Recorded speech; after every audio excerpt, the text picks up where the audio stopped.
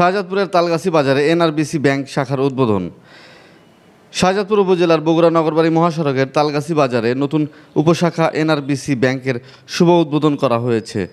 আজ রবিবার 8 সেপ্টেম্বর সকালে প্রধান অতিথি হিসেবে উপস্থিত থেকে ব্যাংকের শুভ উদ্বোধন করেন উপজেলা বিএনপির সিনিয়র সহসভাপতি ও গারাদহ ইউনিয়ন পরিষদের সাবেক চেয়ারম্যান আব্দুল জব্বার। সিরাজগঞ্জের শিয়ালকোল শাখার ব্যবস্থাপক আমিরুল ইসলামের সভাপতিত্বে উদ্বোধনী অনুষ্ঠানে আরও বক্তব্য রাখেন উল্লাপাড়া শাখার ব্যবস্থাপক রাজিবুল হাসান সুমন, তালগাছি শাখার ব্যবস্থাপক তাজুল ইসলাম, জেলা নিকাহ রেজিস্ট্রারের সাধারণ সম্পাদক মাওলানা জাহাঙ্গীর আলম, প্রধান শিক্ষক পারভেজ আক্তার, ইউনিয়ন বিএনপি নেতা আব্দুল মতিন প্রমুখ। পরে ফিতা কেটে ব্যাংকের শুভ উদ্বোধন করেন বিএনপির সিনিয়র সহসভাপতি আব্দুল জব্বার। এদিকে ব্যাংক উদ্বোধন অনুষ্ঠানে এলাকার সকল ব্যবসায়ী, সুধীমহল, শিক্ষক ও সাংবাদিকবৃন্দ উপস্থিত ছিলেন।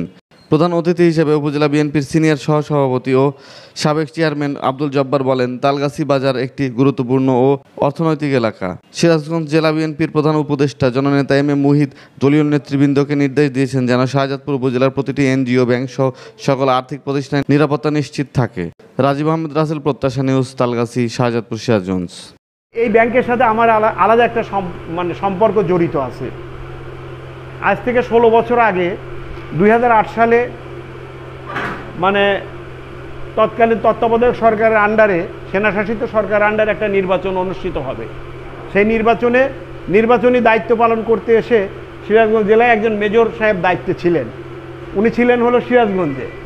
আমার সাথে সম্পর্কটা এমনই বন্ডিং হয় যে প্রায় প্রতিদিনই উনি চলে আসতেন আমার কাছে। আমার ইউনিয়ন পরিষদে বসে আমরা আড্ডা মারতাম, কখনো বাঘাবাড়ি যেতাম, কখনো মোহনপুরের দিকে চলে যেতাম। উনি যখন এখান থেকে ঢাকায় ছিলেন, ঢাকা থেকে কুমিল্লা গেল, কুমিল্লা থেকে চট্টগ্রাম গেল, চট্টগ্রাম পর্যন্ত আমার তার সাথে সম্পর্ক কন্টিনিউ ছিল। এরপরে যা হয় আর কি, মোবাইল আমারও বিভিন্ন সময় হারিয়ে যায়, তখন তো এই আধুনিক প্রযুক্তি ছিল না, এই টেকনোলজি ছিল না, আমাদের যোগাযোগ বিচ্ছিন্ন হয়। আজ থেকে 11 মাসের মতো হবে আমি আমার ঢাকার মহল্লায় মসজিদে নামাজ পড়ে রিংটোন অফ করা আছে, বের হয়ে দেখি যে একটা আননোন নাম্বার থেকে ফোন আসছে। আমি কল ব্যাক করে দেখি যে আমার ম্যানেজার সাহেব ফোন দিয়েছে। আমাকে বললো যে আপনি কি মেজর পারভেজ সাহেবকে চেনেন? কেন চেনবো না, উনি তো দীর্ঘদিন হলো আমাদের যোগাযোগ দিচ্ছেন, ওনার হোম ডিস্ট্রিক্ট মানিকগঞ্জ।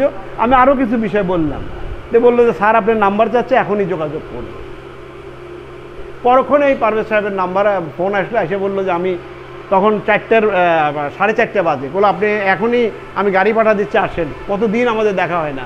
আমি বললাম না, কালকে আসবো। বললো তাহলে আপনি আপনার বাচ্চা কাচ্চা কোথায়? তো বললাম 3টে ছেলে মেয়ে আমার এখানেই আছে। বললো ওদের নিয়ে আসেন। উনি গাড়ি পাঠাতে তাহলে কিন্তু আমি মেট্রো রেলে যায় আমি ওনার সাথে দেখা করলাম। তো আমার এই এনআরবিসি ব্যাংক আমার কিন্তু বিচ্ছিন্ন কিছু না, ডিউ টু মেজর পারভেজ সাহেব। হ্যাঁ, আমি মনে করি এই ব্যাংকটা আমার ব্যাংক, আমাদের ব্যাংক। আমি মেজর সাহেবকে বলছি। পাশাপাশি আমি এই এলাকার 9 বছর চেয়ারম্যান ছিলাম, 7বার জেলার শ্রেষ্ঠ চেয়ারম্যান হয়েছি, 4বার সরকারিভাবে দেশের বাইরে গেছি, 4টা স্থানীয় সরকার গোল্ড মেডেল আমার আছে। আমি কাজ করছি। আমি উপজেলা বিএনপির সিনিয়র সহসভাপতি। আমার সময়ে আমার এলাকায় আমি জিও এনজিও কোঅর্ডিনেশন মিটিং করতাম কোয়ার্টারলি, 3 মাস পর পর। আমার এই কর্ম এলাকার মধ্যে যত এনজিও আছে, যত গভর্নমেন্ট সার্ভিস প্রোভাইডার আছে, সবাইকে নিয়ে মিটিং করতাম এবং তাদের সাথে আলোচনা করতাম যে আপনাদের প্রবলেমগুলো কী। যে এই যে বলে গেছেন আমাদের কাজী সাহেব, এই এলাকায় যারা কাজ করতেন তারা চলে যাওয়ার পরে দেখা গেছে বলতো বা বলে যে তালগাছি আমাদের হলো সেরা একটা স্টেশন ছিল, আমরা তালগাছিতে। তো দীর্ঘদিন আমরা ধরেন যে অবহেলা, অনাদরের মধ্যে ছিলাম। আমরা রোহিঙ্গাদের চাইতেও আমরা অত্যন্ত লাজুক অবস্থায় ছিলাম। এত লাজুক অবস্থায় ছিলাম যে না আমরা মানুষের কাছে যেতে পারতাম, না মানুষ আমাদের কাছে আসতে পারতো। একজন মানুষ আবেগের বশবর্তী যদি দেখাও করতো, পরবর্তীতে তার উপরে ওই অন্যায় অত্যাচার নামে আসতো, কারণ আমাদের সাথে দেখা করবে বলে। তা আমরা এখন এমন একটা ক্রুশিয়াল টাইম পার করতেছি। 1 মাস 3 দিন হলো এদেশে একটা নতুন সূর্য উদয় হয়েছে। কিন্তু এই সূর্য উদয়টা হওয়ার পরে যে ঘটনাগুলো ঘটতেছে, এই ঘটনাগুলো কিন্তু শুভকর নয়।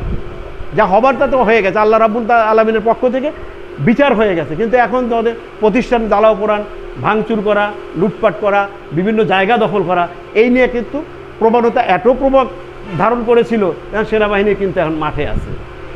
এটা কিন্তু দলীয় সরকার না, এটা নন পলিটিক্যাল একটা সরকার, এরা কারোর কাছে কিন্তু দায়বদ্ধ না।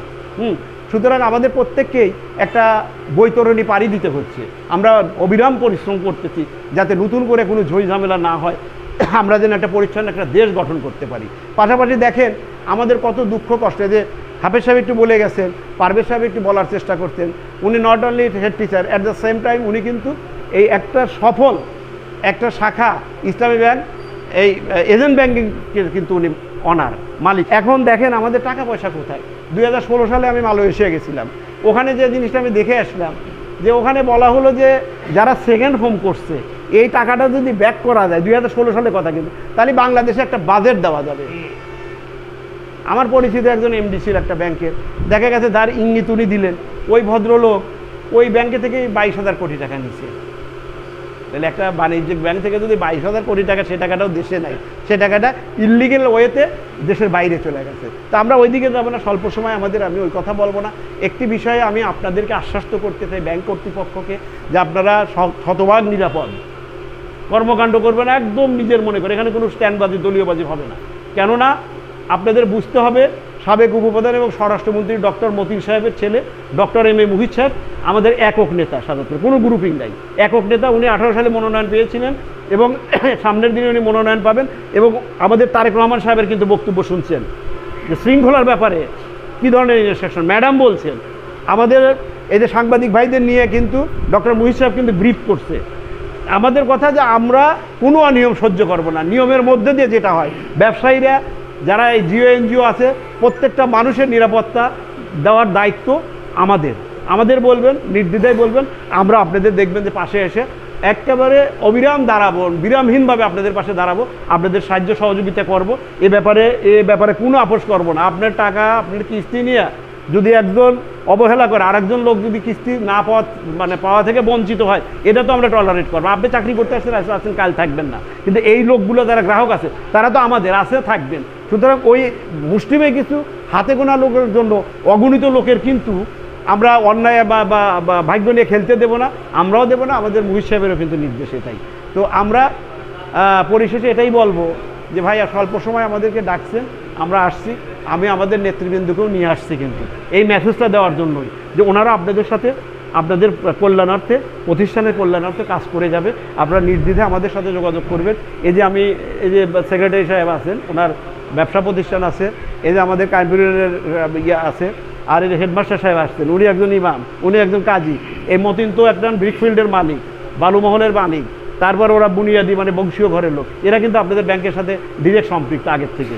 এদের সম্পৃক্ততা বাড়া দেন ইনশাআল্লাহ। আমরা চাই আমরা অন্তত আমাদের এই শাহজাদপুরটাকে, সারা বাংলাদেশে কী হলো জানি না, আমরা শাহজাদপুরটাকে সুন্দরভাবে গড়ে তুলবো, আমার ইউনিয়নকে আমরা সুন্দরভাবে গড়ে তুলবো। হ্যাঁ, তা আপনাদের সর্বাত্মক সহযোগিতা করব, এই প্রত্যাশা ব্যক্ত করে আপনারা ভালো থাকেন, সবাই ভালো থাকেন, আমরা যেন কোনো সমস্যার মুখোমুখি না হই, সুন্দর একটা এলাকা গড়ে তুলতে পারি, এই দোয়া, এই সহযোগিতা আপনাদের কাছ থেকে সবার কাছে কামনা করে আজকে এই এনআরবিসি ব্যাংকের আমরা নতুন শাখা আনুষ্ঠানিকভাবে শুভ উদ্বোধন ঘোষণা করছি।